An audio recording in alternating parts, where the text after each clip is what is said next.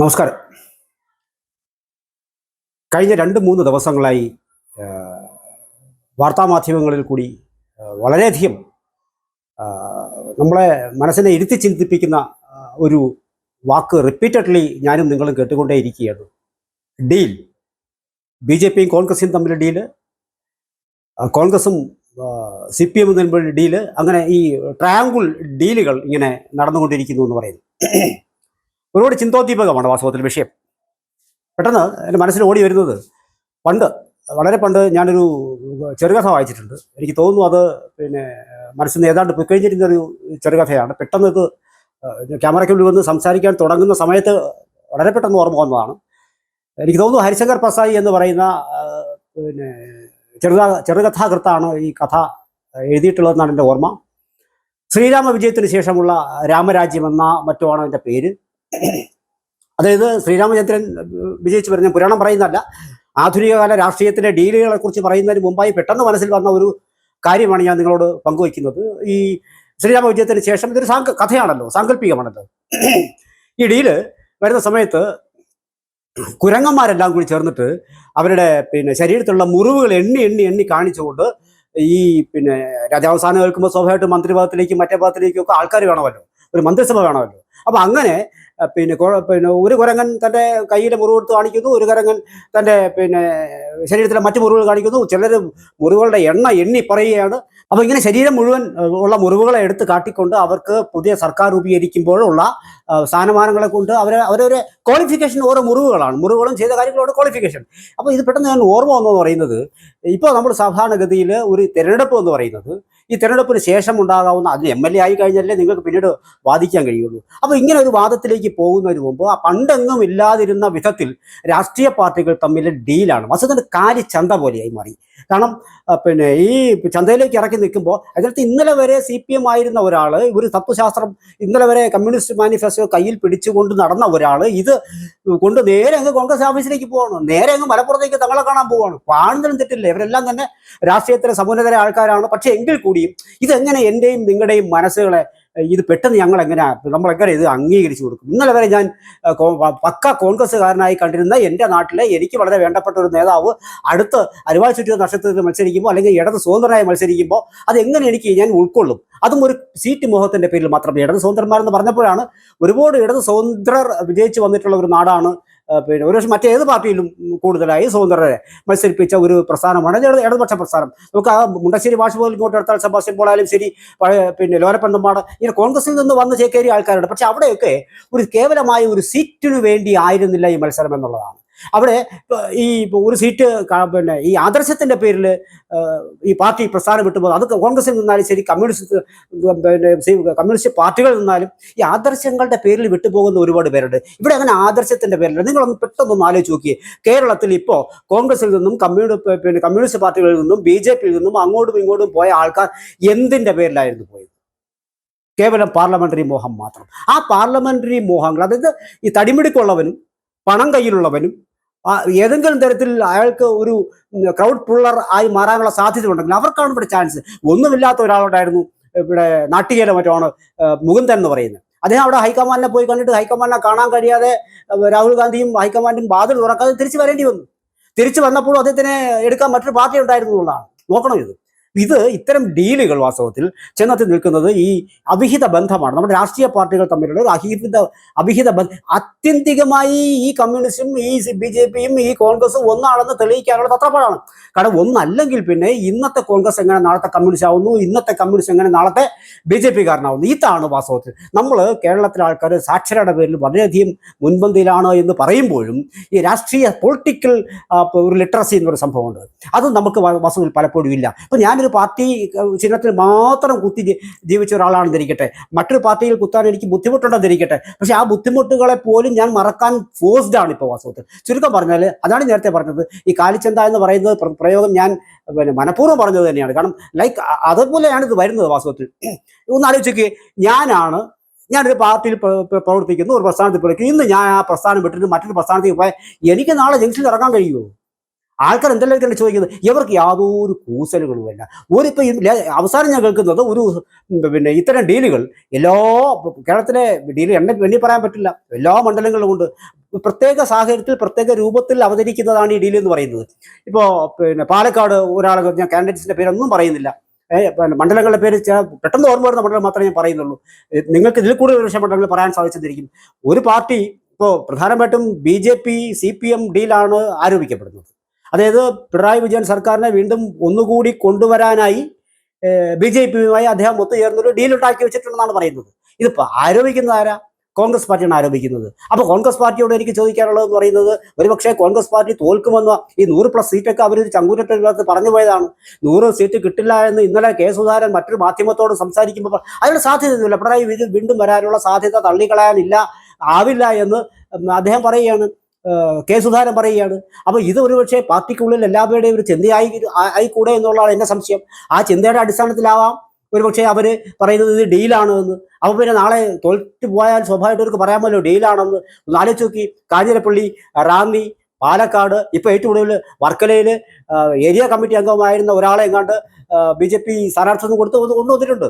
ആലോചിച്ച് നോക്കൂ, ഈ പാർട്ടിക്കാരുടെ അവസ്ഥ ആലോചിച്ച് നോക്കൂ. അല്ലെങ്കിൽ പിന്നെ ഈ യഥാർത്ഥ ഒരു BJPക്കാരൻ്റെ അവസ്ഥ ആലോചിച്ച് നോക്കൂ, യഥാർത്ഥ ഒരു കമ്മ്യൂണിസ്റ്റുകാരൻ്റെ അവസ്ഥ ആലോചിച്ച് നോക്കൂ. താഴെത്തോട്ടുള്ള അവർ മാറി കുത്തേണ്ടി വരികയാണ്, മാറി ചിന്തിക്കേണ്ടി വരികയാണ്. ഈ പിന്നെ പുനലൂർ ഞാൻ മാധ്യമം ഇന്ന് ഏതൊരു പിന്നെ മീഡിയ കണ്ടുകൊണ്ടിരിക്കുകയാണ്, പൊരിഞ്ഞ അടിയാണ് അവിടെ. അപ്പോൾ പരസ്യമായിട്ട് അത് പിന്നെ വിഷ്വൽ കാണുന്നുണ്ട്. കാരണം ഇങ്ങനെ ഈ നിലപാടെടുക്കാൻ കഴിയില്ല. അത് കോൺഗ്രസുമായി ബന്ധപ്പെട്ട പ്രശ്നമാണ്. ആ DCC ഓഫീസിന്റെ ഫ്രണ്ടിലുള്ള കാഴ്ചകൾ നമ്മൾ കണ്ടുകൊണ്ടിരിക്കുന്നത്. അവിടെ പിന്നെ നമ്മുടെ മഞ്ചേശ്വരത്ത് ഇത് തന്നെയാണ് വിഷയം. അതായത് അവിടെയും ഷാനവാസ് ബഹദൂർ എന്ന് പറയുന്ന ഒരാളിനെ നിർത്തുന്നു, അത് ബന്ധപ്പെട്ടിട്ട് പിന്നെ അത് മറ്റൊരാളേക്ക് പോയി, അത് പോട്ടെ. അപ്പോൾ ഇത് പുറത്തുനിന്ന് ആളെ നമ്മൾ സമ്പാദിച്ചുകൊണ്ട് വരികയാണ്. ഇപ്പൊ എങ്ങനെ ജാതി മത പിന്നെ വികാരങ്ങളെ വീണ്ടും ആളിക്കത്തിക്കുന്ന രീതിയിലുള്ള അത്തരത്തിൽ വോട്ട് സമാഹരിക്കാൻ കഴിയുന്ന, അല്ലാതെ ഒരു പൊളിറ്റിക്കൽ ഐഡിയോളജിയുടെ പേരിലല്ല. നമ്മൾ കേരളമാണിത്, അങ്ങനെ മറ്റ് നമ്മൾ ബീഹാർ, ഉത്തരം ആരെയും മോശപ്പെടുത്തി പറയുന്നതല്ല. ലിറ്ററസി റേറ്റ് കൂടുതലുള്ളത് കൊണ്ട് മാത്രം, കൂടുതൽ എഴുത്തും വായനയുള്ളത് കൊണ്ട് മാത്രം കൂടുതൽ പൊളിറ്റിക്കലി നമ്മൾ മുന്നോട്ട് പോകേണ്ടുന്ന ആൾക്കാരാണ്. അങ്ങനെ ആ പൊളിറ്റിക്കൽ തോട്ട് എന്ന് പറയുന്നത് അതിൻ്റെ ട്രാൻസ്പെറൻ്റ് ആയിരിക്കണം. വാസ്തവത്തിൽ നമ്മുടെ കാഴ്ചപ്പാടാണത്. കാഴ്ചപ്പാട് മാറിക്കൂടാന്നത് ഞാൻ പറയുന്നില്ല, ഏത് അവസരത്തിൽ നമ്മുടെ കാഴ്ചപ്പാട് മാറാം, അങ്ങനെ മാറുകയും വേണം വാസ്തവത്തിൽ. പക്ഷെ ഒരു തത്വദീക്ഷയും ഇല്ലാതെ ഈ കാഴ്ചപ്പാട് മാറുക എന്ന് പറയുന്നത് ഏത് മണ്ഡലത്തിലാണ് അത് ആരോപിക്കപ്പെടാത്തത്? തിരുവനന്തപുരത്ത് നിന്ന് നോക്കിയാൽ, തിരുവനന്തപുരത്ത് ഞാനത് പറഞ്ഞ് അത് കൂടുതൽ ബോറാക്കുന്നില്ല. തിരുവനന്തപുരത്ത് നിന്ന് തുടങ്ങിയാൽ വളരെ കൃത്യമായ പിന്നെ ഡീലുകൾ ആരോപിക്കപ്പെടുന്ന മണ്ഡലങ്ങളാണ്. കൊല്ലത്തേക്ക് പോകുമ്പോൾ ആ പത്തനംതിട്ട, കോട്ടയം ഭാഗത്ത് ഒരുപാടുണ്ടെന്ന് പറഞ്ഞു. ചില സ്ഥാനാർത്ഥികൾക്കെതിരെ നിർത്തിയിരിക്കുന്നവരുടെ നമുക്ക് ദയനീയ അവസ്ഥയാണ് തോന്നുന്നത്. കാരണം വോട്ട് പോലും, അതായത് ഈ വോട്ടേഴ്സ് ലിസ്റ്റിലില്ല. അപ്പൊ ആൾക്കാർ ചോദിക്കും, വോട്ടേഴ്സ് ലിസ്റ്റില്ലാത്ത വലിയ കുഴപ്പമാണോ ചോദിക്കും. വോട്ടേഴ്സ് ലിസ്റ്റ്, എൻ്റെ പേര് വോട്ടേഴ്സ് ലിസ്റ്റിൽ ഉണ്ടോ ഇല്ലേ എന്ന് ആദ്യം അറിയേണ്ടുന്ന ആൾ ഞാനാന്നേ. കാരണം അവർ വോട്ട് ചെയ്ത് ശീലം അവർക്കില്ല, എന്താണ് പറയേണ്ടതെന്ന് അറിയില്ല. അങ്ങനെ 1, 2, 3 സ്ഥാനാർത്ഥികൾ, ഇതെന്ത് കമ്മിറ്റ്മെന്റ് ആണുള്ളത്? ചില സ്ഥാനാർത്ഥി പറയുന്നു ചിലപ്പോൾ ഞാൻ വോട്ടിടും, ചിലപ്പോൾ ഞാൻ വോട്ടിടില്ല എന്നിവിടെ നിസ്സാരമായി വോട്ടവകാശം വിനിയോഗിക്കാനുള്ള കാര്യങ്ങൾ സർക്കാരിൽ നിന്ന് വീണ്ടും വീണ്ടും വീണ്ടും ഒരുവന്റെ സമ്മതിദാനാവകാശം വിനിയോഗിക്കേണ്ടതിന്റെ ആവശ്യകതയെക്കുറിച്ച് പറഞ്ഞ് ബോധ്യപ്പെടുത്തിക്കൊണ്ടിരിക്കുമ്പോൾ ചില സ്ഥാനാർത്ഥികൾ തന്നെ പറയുകയാണ് ഞാൻ ചിലപ്പോഴൊക്കെ വോട്ട് ചെയ്യും, ചിലപ്പോൾ വോട്ടില്ല, അവർക്ക് വോട്ടേ ഇല്ല എന്ന ലിസ്റ്റിൽ. അപ്പം ഈ അതുപോലും എന്താണ് ഞാൻ എന്താകാനാണ് ഞാൻ മത്സരിക്കുന്നത്? അതായത് പെട്ടെന്നൊരു ദിവസം ഞാൻ കോൺഗ്രസ്സുകാരനായിരുന്നു, ഞാൻ CPM ആകുമ്പോൾ CPMന്റെ ഐഡിയോളജി എന്താണെന്നും അവിടെ ഒരു കൂട്ടായ പ്രവർത്തനം നടക്കുന്നുണ്ടെന്നും അതും ഒരു ഇടതുപക്ഷ മുന്നണിയാണെന്നും, അല്ലെങ്കിൽ നേരെ കുറച്ച് ഈ ഐക്യജനാധിപത്യ മുന്നണിയിലേക്ക് വരുന്നതിരിക്കട്ടെ, അതാണെങ്കിൽ ഒരു BJPക്കാരെ വരുന്നതിരിക്കട്ടെ. അപ്പോൾ അല്ലെങ്കിൽ ഇവിടെ നിന്ന് ഐക്യജനാധിപത്യ മുന്നണിയിൽ നിന്ന് ഒരാൾ പിന്നെ എന്താണ് BJP മുന്നണി NDAയിലേക്ക് പോകുന്നതായിരിക്കട്ടെ. ഇവിടെ നമ്മൾ ആദ്യം പഠിപ്പിക്കേണ്ടത് അതാണ് ഇത് വലിയ അപകടകരമായ കാര്യം വെച്ചത്. ഞാൻ ചെല്ലുന്ന മുന്നണിയുടെ മൊത്തത്തിലുള്ളൊരു ഏതെങ്കിലും ഒരു മിനിമം ഒരു പോയിന്റിലായിരിക്കുമല്ലോ ഇവരെല്ലാം കൂടി യോജിച്ച് മുന്നണി രാഷ്ട്രീയം എന്ന് പറഞ്ഞ് പുറത്തിറങ്ങുന്നത്. ആ മുന്നണി രാഷ്ട്രീയത്തിന്റെ അത്തരം പോയിന്റ്സുകൾ ഒന്നും അറിയാതെ പ്രസ്താവനകൾ നടത്തുന്ന എത്രയോ ആൾക്കാരെ ഞാനിപ്പോൾ കണ്ടു. 2020 20 സ്ഥാനാർത്ഥികളെ കൊടുത്തു പറയുന്നു, കൊടുക്കുക 20ഓ 200ഓ കൊടുക്കട്ടെ, നമുക്ക് ഒരു കുഴപ്പമില്ല, 140-നകത്ത് നിങ്ങൾക്ക് കൊടുക്കാന്നുള്ളത് കൊടുത്തോളൂ. പക്ഷെ ഈ മത്സരിക്കാൻ പോകുന്ന ആളിന്റെ പിന്നെ ഒരു ക്വാളിറ്റി ഉണ്ടല്ലോ, ആ ക്വാളിറ്റിയിൽ ശ്രദ്ധിക്കാത്തിടത്താണ് നമുക്ക് ആ സംശയം വരുന്നത്. ഇതൊരു ഡീലില്ലേ, പാർട്ടി ടു പാർട്ടി ഡീൽ, അങ്ങനെ ഉണ്ടാവാം. അതാണ് സംഭവം. അതുകൊണ്ടാണ് വാസ്തവത്തിൽ കേരളീയരുടെ ഈ പിന്നെ ഈ രാഷ്ട്രീയ ഒരു ബോധ്യമുണ്ടല്ലോ, ആ ബോധ്യത്തെ ചോദ്യം ചെയ്യുന്നതായ, ആ അടിസ്ഥാന ബോധ്യത്തെ പോലും ചോദ്യം ചെയ്യുന്നതായ ചില കൂട്ടുകെട്ടുകൾ, അവിശുദ്ധ കൂട്ടുകെട്ടുകൾ എല്ലാ പാർട്ടികളിലും തമ്മിലുണ്ടായി. ഇപ്പോൾ കോൺഗ്രസ് ആണ് വാസ്തവത്തിൽ BJP CPM ഡീലിനെ കുറിച്ച് സംസാരിക്കുന്നത്. അത് പിന്നെ പാർട്ടി ടു പാർട്ടി അത് ഓരോ മണ്ഡലങ്ങളിൽ ആരോപിക്കും, പല മണ്ഡലങ്ങളിൽ പറയുന്നു. ഇന്നലെ പ്രതിപക്ഷ നേതാവ് തന്നെ പറഞ്ഞു 10 മണ്ഡലങ്ങളിൽ ഡീലാണ്. ഇലക്ഷൻ കഴിയുമ്പോൾ ഞാൻ പറയാമെന്ന. എന്തുകൊണ്ട് അദ്ദേഹം ഇപ്പോഴത് പറയുന്നില്ല? പറയട്ടെ അദ്ദേഹം ഇപ്പോഴാണ്. ഇലക്ഷൻ കഴിഞ്ഞ ശേഷം ഞാനൊരു കല്ലെടുത്ത് എറിഞ്ഞിട്ട് ഞാൻ പറയുന്നു ആ കൊണ്ട ഭാഗത്താണ് ഞാൻ പിന്നെ ഉദ്ദേശിച്ചത്, എൻ്റെ ലക്ഷ്യം അതായിരുന്നു എന്ന് പറയുകയാണ്. ആ കളി നടക്കില്ല. അപ്പോൾ 10 ഡീലെന്ന് അദ്ദേഹം പറയുകയാണ്. അദ്ദേഹം ഇലക്ഷന് മുമ്പ് കേരളീയ എടുത്ത് പറയട്ടെ. അദ്ദേഹം പ്രതിപക്ഷ നേതാവിടെ എന്താ അദ്ദേഹത്തിന് മടി? ഈ മണ്ഡലങ്ങളിലാണ് ഡീല്, ഈ മണ്ഡലങ്ങളിൽ ഞങ്ങളെ തോൽപ്പിക്കാനാണ് ഈ ഡീൽ ഉണ്ടായിരിക്കുന്നത്, ഞങ്ങൾക്ക് ഇവിടെ തോൽക്കാനുള്ള സാധ്യതയുണ്ടെന്നൊന്നും അദ്ദേഹം പറയണ്ട. മണ്ഡലങ്ങളുടെ പേര് നിങ്ങൾ പറയൂ, പറയില്ല. അപ്പോൾ അവിടെ ജയിച്ചു വന്നാൽ ജയിച്ചു, അതൊരു ട്രിക്കാണെന്ന് പറയാം, പൊളിറ്റിക്കൽ ട്രിക്കാണെന്ന് പറയാം. എന്ത് ട്രിക്കാത്? അത് എൻ്റെ നിങ്ങൾ അതൊരു തരം മനോവ്യാപാരമാണ്. അപ്പോൾ അത് ജയിച്ചു വന്നാൽ അങ്ങനെ. അപ്പോൾ അദ്ദേഹത്തിനോട് മറു ചോദ്യം ചോദിച്ചിട്ടുണ്ട്. ഇപ്പോൾ പിന്നെ സർവ്വതാ യോഗ്യനാണ് ആ മനുഷ്യൻ, പിഷാരടി എന്ന് പറയുന്ന മനുഷ്യനെ. അദ്ദേഹം നേരത്തെ കോൺഗ്രസുമായി ഒത്തുചേർന്ന് പോയിട്ടുള്ള പല വേദികളിൽ ഞാനും കണ്ടിട്ടുണ്ട്. അദ്ദേഹത്തിന് കോൺഗ്രസ് സീറ്റ് കൊടുക്കുന്നതിൽ ഒരു കുഴപ്പമില്ല. ഇനി ഒരു അർഹതയില്ലാത്തവർക്ക് കൊടുത്താലും എനിക്ക് അഭിപ്രായ വ്യത്യാസം കാണുന്നില്ല. പക്ഷേ ഇവിടെ പ്രശ്നം എന്ന് പറയുന്നത്, നമ്മൾ മറ്റൊരു പാർട്ടിയെ ആരോപിക്കുമ്പോൾ അതേപോലെയാണ് നമ്മുടെ പ്രസ്ഥാനത്തിൽ ഇത് ഉണ്ട് എന്ന് മനസ്സിലാക്കാനുള്ള ഒരു സാമാന്യ ബോധം വേണം വാസ്തവത്തിൽ. ഇവിടെ പിണറായി നിർത്തി ഈ പിഷാരടിയേക്കാളും നല്ല സ്ഥാനാർത്ഥി അവിടെ കിട്ടില്ലായിരുന്നു എന്നൊരു ചോദ്യം സാമാന്യ ജനം ചോദിക്കുന്നുണ്ടെന്നേ. പിഷാരടി രാഷ്ട്രീയത്തിൽ പിന്നെ ഒരു പുതിയ ആളാണ്. അത് ഇതുപോലുള്ള ഇത്തരം തെരഞ്ഞെടുപ്പ് രാഷ്ട്രീയത്തിൽ പുതിയ ആളാണ്. അപ്പൊ ഈ തെരഞ്ഞെടുപ്പ് രാഷ്ട്രീയ കോൺഗ്രസിൽ തന്നെ എത്രയോ പേര് സീറ്റിന് വേണ്ടി കടന്ന്, പാലക്കാട് തന്നെ കടന്ന് കേഴുകയാണ് വാസ്തവത്തിൽ. അങ്ങനെയുള്ള ഒരാളെ കൊടുക്കാതെ പിഷാരടിയെ പോലെ ഒരാളെ കൊടുക്കുമ്പോൾ അദ്ദേഹം യോഗ്യരാണ്. ഞാൻ വീണ്ടും പറയുന്നു, അദ്ദേഹം കേരളത്തിൽ എല്ലാവർക്കും അറിയാവുന്നതുകൊണ്ട് ഞാനും അദ്ദേഹത്തെ കൊണ്ട് ഒരുപാട് ടെൻഷൻ റിലീസ് ചെയ്തിട്ടുള്ള ആൾക്കാരാണ്. അത്ര സരസമായി സംസാരിക്കുന്ന ആളാണ്. അദ്ദേഹത്തിൻ്റെ കോൺഗ്രസ് വേദിയിലുള്ള സംസാരം ഞാൻ കേട്ടിട്ടുണ്ട്. അപ്പോഴും വളരെ സംസാരം. ഇതൊന്നും കൊണ്ട് കാര്യമില്ലല്ലോ.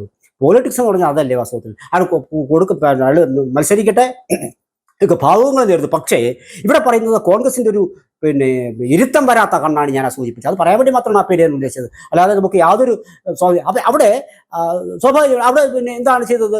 പിന്നെ CPM ഒരു സ്ഥാനാർത്ഥി നിർത്തിയിരുന്നു. ആ സ്ഥാനാർത്ഥിയും ഇതുവരെ അയാൾ പേര് ചൂടായിരുന്ന കൊള്ളാന്ന് ജനം പറയുന്നത്. കാരണം ഇതുവരെ ഒന്നും പൊതുവേദിയിൽ അങ്ങനെ വന്നിട്ടില്ലാത്ത ഒരാൾ. ഇങ്ങനെ നമുക്ക് അറിയപ്പെടാത്ത പേരുകൾ ഇങ്ങനെയൊക്കെ തന്നെ അറിഞ്ഞു തുടങ്ങുന്നതെന്നായിരിക്കും നിങ്ങളുടെ മനസ്സിലെ ചിന്ത. അങ്ങനെ അറിഞ്ഞു തുടങ്ങണ്ടേ? പക്ഷേ സാമാന്യ ബോധം വേണ്ടേ? ഞാൻ നിൽക്കുന്ന ഒരു നിയമസഭാ തെരഞ്ഞെടുപ്പിലേക്കല്ലേ.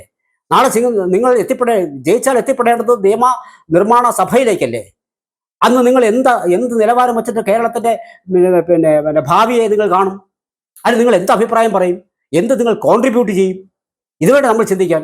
നമ്മൾ സമ്മതിദാനം വിനിയോഗിക്കുന്ന ഞാനും നമ്മളിപ്പോൾ എത്തി നിൽക്കുന്ന ഒരു വികസനത്തിൻ്റെ ഒരു തട്ടുണ്ട്. ആ തട്ടിൽ നിന്ന് അതിർക്കും മേലെ ചിന്തിക്കാൻ കഴിയുന്ന ഒരാൾ വേണ്ടേ നമ്മൾ വിടാൻ. അല്ലാതെ അതിർക്കും താഴെ നിന്ന് ചിന്തിക്കുന്ന ആ തലത്തിലേക്ക്, ബൗദ്ധിക തലത്തിലേക്ക് എത്താത്ത ഒരാളെ വേണോ നമ്മൾ നമ്മുടെ മുന്നിലേക്ക് അവതരിപ്പിക്കേണ്ടത്? അതാണ് അവിടെയാണ് കേരളം മുഴുവൻ ഡീലിലേക്കാണ് എന്ന ഒരു സംശയം പോകുന്നത്. ഇങ്ങനെ പല ഡീലുകളുമുണ്ട്. സ്വാഭാവികമായിട്ടും ഇവിടെ മാത്രമല്ല ഈ പറഞ്ഞതുപോലെ ഈ ഡീലെന്ന് പറഞ്ഞാൽ ഞാൻ ഉദ്ദേശിക്കുന്നത് ഈ പാർലമെന്റ് രാഷ്ട്രീയത്തിൽ ഇപ്പോൾ 4 സീറ്റുകൾ ഇപ്പോഴത്തോളം കണ്ട ഒരു കോമൺ പ്രവണത എന്ന് പറയുന്നത് എല്ലാ പാർട്ടികളും 5 മുതൽ 10 സീറ്റുകൾ ഒഴിച്ചിട്ടിരിക്കുകയാണ്. എന്താണെന്നറിയുമോ? ഇങ്ങനെ മാറി വരുന്നതാണ്. ഡീലൊത്തില്ല, പല കരാറുകളുമുണ്ട്. ഇവിടെ നിങ്ങൾ ചോദ്യം ചെയ്യുന്നത് വല്ലാത്തൊരവസ്ഥയിലാണ്. ഒരു പാർട്ടിയും ഇതിൽ നിന്ന് മുക്തരല്ല വാസ്തവത്തിൽ. ദേശീയ അടിസ്ഥാനത്തിൽ ഇപ്പോൾ കോൺഗ്രസിൻ്റെ ഈ എല്ലും തൊലിയുമായി നിൽക്കുന്ന ഒരു അവസ്ഥയിൽ സ്വാഭാവികമായും അവർ പലപ്പോഴും ഇത് കടന്നു അത് വിട്ടിട്ട് മറ്റു പല പാർട്ടികളിലേക്ക് പോകുന്നുണ്ട്. അത്തരം കാര്യങ്ങൾ ഇപ്പോൾ കഴിഞ്ഞ ദിവസങ്ങളിൽ തന്നെ അസമിൽ ഒരു കോൺഗ്രസ് MP രാജിവെച്ച് BJPയിലേക്ക് ചേർന്നു. അദ്ദേഹത്തിൻ്റെ മകൻ ഓൾറെഡി നോമിനേഷൻ കൊടുത്തിരുന്ന ഒരാളാണ്. അദ്ദേഹം ആ നോമിനേഷൻ ബില്ലിൽ അച്ഛൻ ചേർന്നതിൻ്റെ പേരിൽ ഞാൻ കോൺഗ്രസിലേക്ക് മത്സരിക്കാൻ ഞാനുമില്ല എന്ന് പറഞ്ഞ ആ പയ്യൻ പോകുന്നതുകൊണ്ട് ഇത് ഇന്ത്യ ഒട്ടാകെ നടന്നുകൊണ്ടിരിക്കുകയാണ്. കോൺഗ്രസിൻ്റെ ഒരു അധപതനത്തിൻ്റെ അവസ്ഥ വേളകളിൽ ഇങ്ങനെയുള്ള ഒരുപാട് വിട്ടുവീഴ്ചകൾ കോൺഗ്രസ് ചെയ്തതിൻ്റെ പരിണിത ഫലം, ആ ഫലമാണ് വാസ്തവത്തിൽ ഭാരതം മുഴുവൻ പല സംസ്ഥാനങ്ങളിലും വർഷങ്ങളോളം ഭരിച്ച കോൺഗ്രസ് ആ നാടുകൾ മുഴുവൻ ചെളിക്കുണ്ടാക്കിയതും ആ ചെളിക്കുണ്ടുകളിലാണ് പിന്നീട് താമരകൾ വിരിഞ്ഞതും താമരപ്പാടമായി ഇപ്പോൾ മാറിയതും അങ്ങനെയാണ്. വീണ്ടും ദയനീയ അവസ്ഥ എന്ന് പറയുന്നത് അതേ വിഭാഗം സ്വാഭാവികമായിട്ടും അവരും കൂടി ഈ കളി കളിക്കാൻ ഒരുങ്ങുമ്പോഴാണ് നമ്മൾ ആരെ ചിന്തിക്കും, ആരെ താങ്ങും, ആരെ വിശ്വസിക്കുമെന്നൊരു ചിന്ത നമുക്ക് വരുന്നത്. സ്വാഭാവികമായിട്ടും കേരളം പോലൊരു സ്ഥലത്ത് ഇന്നത്തെ നമ്മുടെ ആൾക്കാർക്ക് സാമാന്യ ബോധമുണ്ട്. ആൾക്കാർ ചിന്തിക്കട്ടെ. ഇനി ഞാൻ പറഞ്ഞതുകൊണ്ട് അങ്ങനെ ചിന്തിക്കേണ്ട. ഇത്തരത്തിൽ വരുന്നവരെ എങ്ങനെ വോട്ട് വഴി കൈകാര്യം ചെയ്യാമെന്ന് ജനം ചിന്തിക്കണം. നിങ്ങളുടെ മുന്നിൽ നോട്ടായിരിക്കുകയല്ലേ, നിങ്ങളത് കൃത്യമായി, അതാണ് നോട്ട എന്ന് പറയുന്നത് നിങ്ങളുടെ അവകാശമാണെന്നേ. ഒരാളെ ആരെ തോൽപ്പിക്കും? രാഷ്ട്രീയ പാർട്ടികൾ മാത്രം എൻ്റെയും നിങ്ങളെയും കുത്തകപ്പാട്ടും അവകാശം എടുത്തിട്ട് ഇയാളെ തോൽപ്പിക്കണമെന്ന് പറയുമ്പോൾ നമ്മൾ തോൽപ്പിക്കാൻ നമ്മളാരാന്നേ? അതാണ് നമ്മൾ ആദ്യം ഈ അടിമത്ത മനോഭാവത്തിൽ നിന്ന് വിട്ടുപോകാതെ ഈ പാർലമെന്ററി സംവിധാനം നമുക്ക് ഒരിക്കലും നന്നാക്കാൻ കഴിയില്ല. അടിസ്ഥാനപരമായി ഇതിൻ്റെ കറക്റ്റീവ് ഫോഴ്സ് എന്ന് പറയുന്നത് ഞാനും നിങ്ങൾ ഉൾപ്പെടുന്ന ഓരോ വോട്ടും ചെയ്യുന്ന ആൾക്കാരാണ്.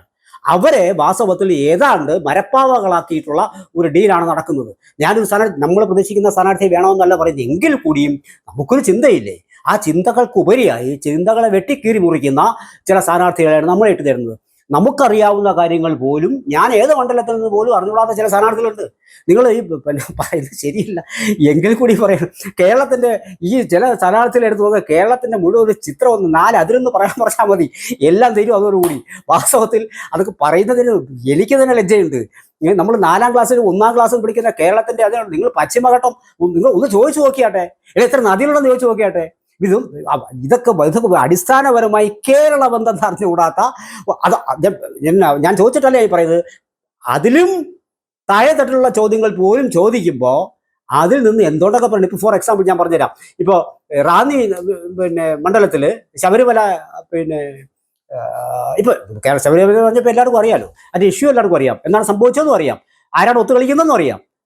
അപ്പോൾ ഈ ഇഷ്യൂവിൻ്റെ പുറത്ത് നിങ്ങളുടെ നിലപാടെന്താ എന്ന് ഒരു സ്ഥാനാർത്ഥിയോട് ചോദിക്കുമ്പോൾ, ദേശീയ ജനാധിപത്യ മുന്നണി എന്നുള്ള പേരിൽ ചോദിക്കുമ്പോൾ അദ്ദേഹത്തിൻ്റെ മറുപടി കേട്ടിട്ട് വാസ്തവത്തിൽ വളരെ, അപ്പോൾ അതാണ് ഞാൻ നേരത്തെ പറഞ്ഞത്, നിങ്ങളൊരു പ്രസ്ഥാനത്തേക്ക് ഒരു മുന്നണിയിലേക്ക് ചേരുമ്പോൾ സ്വാഭാവികമായും നിങ്ങൾ എന്ത് ചെയ്യണം, ആ മുന്നണിയുടെ എന്തൊക്കെയാണ് കാഴ്ചപ്പാടുകൾ, മുന്നണിയുടെ പൊതുവഴി എന്തൊക്കെ പോയിന്റ്സിലാണ് ഈ മുന്നണികളായി രൂപം കൊണ്ടിരിക്കുന്നത്, അതിന് വിപരീതമായി ഞാനൊന്നും പറഞ്ഞുകൂടാ.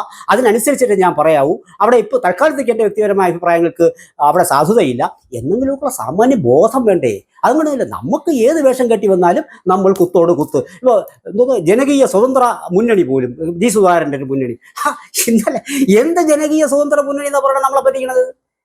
ഇതൊക്കെ വാസ്തവത്തിൽ ഓരോ പുതിയ വേഷം ധരിച്ച് പഴയ പറ്റിപ്പ് വീണ്ടും എന്നെ നിങ്ങളെയും പറയണം. ഇന്ന് പറഞ്ഞാൽ 5000 വോട്ട് കൂടുതൽ കിട്ടുമോ? വിജയരാഘവൻ വന്നിട്ട് എന്തോ പറഞ്ഞപ്പോൾ 5000 വോട്ട്. ഈ ചെറ്റത്തരം എന്നൊരു പ്രയോഗം മുഖ്യമന്ത്രി ഞാൻ പലപ്പോഴും പറഞ്ഞിട്ടുണ്ട്. ചെറ്റത്തരം എന്നൊരു പ്രയോഗം ഇദ്ദേഹം പറഞ്ഞത്, ഇദ്ദേഹം പിന്നെ ബഹുഭാഷ പണ്ഡിതനായിട്ട് കുഴപ്പമില്ല, ബഹുഭാഷ പണ്ഡിതൻ അല്ലെങ്കിലും മലയാള ഭാഷയിൽ വളരെ പണ്ഡിതനാണ് അദ്ദേഹം. അദ്ദേഹം പറഞ്ഞത് ചെറ്റ എന്ന് പറഞ്ഞാൽ ചെറ്റ കുടിലാണ്. അപ്പോൾ ചെറ്റക്കുടിലിനെ അവമാനിക്കുന്നത് മുഖ്യമന്ത്രി പാവപ്പെട്ടവരെ അവമാനിക്കുന്നത് തുല്യമാണെന്നൊക്കെ പറഞ്ഞ് പിടിച്ചേക്കാൻ ശ്രമിക്കുന്നുണ്ട്. പുതിയ മുന്നണി കൂടി, നമ്മുടെ പുതിയ പാർട്ടിയും കൂടി വന്നു എന്നാണ്, ഞാൻ തെറ്റിപ്പോയെങ്കിൽ ക്ഷമിക്കണം. ജനകീയ സ്വതന്ത്ര തോന്നുന്ന മുന്നണി എന്നാണ് പറയുന്നത്. ഒരു സുപ്രഭാതം കൊണ്ട് സീറ്റ് കൊടുത്താൽ ഈ മുന്നണി ഉണ്ടാകും, ഈ പാർട്ടി ഉണ്ടാകുമോ എന്ന് മൊത്തം ചിന്തിക്കുക. വളരെ സിമ്പിൾ ചോദ്യം, ഒരു പത്രക്കാരനോട് ചോദിക്കുന്നില്ല. ഒന്ന് നിങ്ങൾ ആലോചിക്കണം, ഏതെങ്കിലും ഒരു രാഷ്ട്രീയ ഏതോ ഒരു ചാനലുകാരനോട് ഇന്നലെ അദ്ദേഹം കയറി മലമറിക്കുന്നുണ്ട് കേട്ടോ. അപ്പോൾ ഇതേ ചാനലുകാരൻ ഇന്നലെ വരെ വന്നപ്പോൾ അദ്ദേഹം കെട്ടിപ്പിടിച്ച് 2 വട വായിൽ കുത്തിക്കറ്റി കൊടുത്തല്ലോ. ആ ചാനലുകാരനാണ് ഇന്ന് വന്നപ്പോൾ അദ്ദേഹത്തിന് വിമ്മിട്ടം തോന്നുന്നത്. കയറിയാൾ മേയുകയാണ് ആ ചാനലുകാരനെ. മനസ്സിലായോ? അപ്പൊ കോപം കൊണ്ട് നിറഞ്ഞു നിൽക്കുന്ന ഒരു മനസ്സ്, അതായത് ചാടിപ്പോയി. ഇനി അയാൾ ജയിച്ചാലും ജയിച്ചില്ലെങ്കിലും ഞാൻ പറയാണ്, ജീവിതകാലം മുഴുവൻ നിങ്ങൾ ഏത് പാർട്ടിയാണോ ഇത്രയും നാൾ വിമർശിച്ചു കൊണ്ടിരുന്നത്, ആ പാർട്ടിയുടെ കീഴിൽ നിങ്ങൾ അടിമയായി നിങ്ങൾ പറഞ്ഞ എന്തോന്നൊരു മുന്നണി, ആ സ്വതന്ത്ര മുന്നണി സ്വാതന്ത്ര്യമല്ലെന്ന് അവിടെ കിടന്ന് കഷ്ടപ്പെടും. ഇതൊക്കെ വാസ്തവത്തിൽ ഇന്നലെ വരെ നമ്മൾ അന്തസ്സോടി പറഞ്ഞുകൊണ്ടിരുന്ന ഈ ഒരു മനുഷ്യൻ, അത് കെ സുധാകരനായാലും ശരി, ജി സുധാകരനായാലും ശരി, അത് ആരായാലും ശരി, അത് അങ്ങനെ വരുള്ളൂ. സ്വാഭാവികമായിട്ട് അവിടെ നമ്മൾ ഓർക്കേണ്ടത്, പറ്റിക്കപ്പെടുന്ന ഒരു അവസ്ഥയിൽ നിന്നുകൊണ്ടാണ് ഞാൻ എന്നെ കേട്ടുകൊണ്ടിരിക്കുന്നവരോട് ഇത് പറയുന്നത്. വല്ലാതെ സങ്കടം തോന്നുന്നതുകൊണ്ടാണ് ഇങ്ങനെ ഈ ഡീലുമായി ബന്ധപ്പെട്ടൊരു വിഷയം ഞാൻ സംസാരിക്കാൻ എടുത്തത്. ഈ ഡീല് വരുമ്പോഴും ഇതിനു മുമ്പും ആൾക്കാർ പാർട്ടി വിട്ടു പോകുന്നത് പുത്തരിയൊന്നും ആയിരുന്നില്ല. ഇന്ത്യയിലുടനീളം അങ്ങനെ പ്രസ്ഥാനങ്ങൾ പിളരുകയും മറ്റു പല പാർലമെന്ററി മോഹം വെച്ചിട്ടും അല്ലാതെയും ഒക്കെ പിളരുകയും പല പ്രസ്ഥാനങ്ങളും പുതുതായിട്ട് രൂപം കൊള്ളുകയും ചെയ്തിട്ടുണ്ട്. ഇപ്പോൾ തന്നെ കോൺഗ്രസ് തന്നെ പിളർന്നില്ലേ? കോൺഗ്രസ് പിളരുമ്പോഴും കോൺഗ്രസ് ഐ ആണല്ലോ ഇന്നത്തെ പ്രധാനപ്പെട്ട കോൺഗ്രസ് ആണ് പിളർന്നത്. കോൺഗ്രസ് ഇന്നലെ സ്വാഭാവികമായിട്ടും കോൺഗ്രസ് എയും ഐയുമായി പിളർന്ന അത് കാലത്ത് ചരിത്രത്തിലേക്കൊന്നും ഞാൻ പോകുന്നില്ല. പിന്നീട് ചിലതൊക്കെ ശക്തിപ്പെട്ടു വരും. പക്ഷേ പലപ്പോഴും കേരളത്തിൽ തന്നെ എടുത്ത് നോക്കിക്കഴിഞ്ഞാൽ ഇപ്പോൾ KR ഗൗരിയും MV രാഘവനും ഒക്കെ പാർട്ടി വിട്ട് പോയിട്ടുണ്ട്, കോൺഗ്രസുമായി ചേർന്ന് നിന്നിട്ടുമുണ്ട്. അതിൻ്റെ ഒരു ആദ്യകാല ബുദ്ധിമുട്ടുണ്ട്. പക്ഷെ അവിടെ അവർ വച്ചിരുന്ന ഒരു ആശയപരമായ ഭിന്നതയുണ്ട്. ആ ഭിന്നതയിലാണ് ഒറ്റപ്പെട്ട് അവർ പാർട്ടി വിടേണ്ട, പ്രസ്ഥാനം വിടേണ്ടുന്ന ഒരു സാഹചര്യം വന്നത്. അത് കോൺഗ്രസിലും ഉണ്ടാവാം. ഒരുപക്ഷെ കുറച്ചുകൂടി ഒരു സൈദ്ധാന്തിക അടിത്തറ ഇടതുപക്ഷത്തിനുള്ളത് കൊണ്ടാണ് ആ ആശയപരമായ വൈരുദ്ധ്യം വരെ വരുന്നത്. കോൺഗ്രസ് അങ്ങനെ ഒരു പിന്നെ ഈ ആശയപരമായ ഈ സൈദ്ധാന്തികമായ ഒരു അടിത്തറയല്ല കോൺഗ്രസിനുള്ളത്. കോൺഗ്രസിന് മറ്റൊരു വൈകാരികമായ ബന്ധമാണ് ഭാരതത്തോടും ഭാരതത്തിലെ ജനങ്ങളോടും ഉള്ളത്. അതുകൊണ്ട് അതിൽ നിന്ന് വിട്ടുപോകാൻ നിങ്ങൾക്ക് എളുപ്പമായിരിക്കാം. അതിൻ്റെ പക്ഷേ എങ്കിലും മറ്റിടത്ത് ചെന്ന് കയറുമ്പോൾ പിന്നെ അത് നിങ്ങൾ BJP-യുടെ നേതൃത്വത്തിലുള്ള ആണെങ്കിലും CPM-ലേക്ക് ചെന്ന് കയറുമ്പോഴാണെങ്കിലും അവിടെ രണ്ടു കൂട്ടർക്കും പ്രത്യേകതരം ഐഡിയോളജി അവരെ നയിക്കുന്നുണ്ട്. അതെങ്ങനെ ഒരു ദിവസം കൊണ്ട് ഞാൻ ആ വീട്ടിൽ ചെന്ന് കിടന്നുറങ്ങും, ഉണ്ടുറങ്ങും എന്നുള്ളത് മാത്രമേ ഇവർ ചിന്തിച്ചാൽ മതി. പഴയതും തമ്മിൽ പുതിയ വ്യത്യാസമുണ്ട്. അത് മാത്രമേ ഞാൻ നിങ്ങളോട് പറയാൻ വെച്ചുള്ളൂ. ഡീലുകൾ സൂക്ഷിക്കുക, ഡീലുകളിൽ പെട്ടുപോകാതിരിക്കുക. അതിൻ്റെ പേരിൽ ഞാനും നിങ്ങളും വഴി കിടന്ന് അടിച്ച് ചാകാതിരിക്കുക.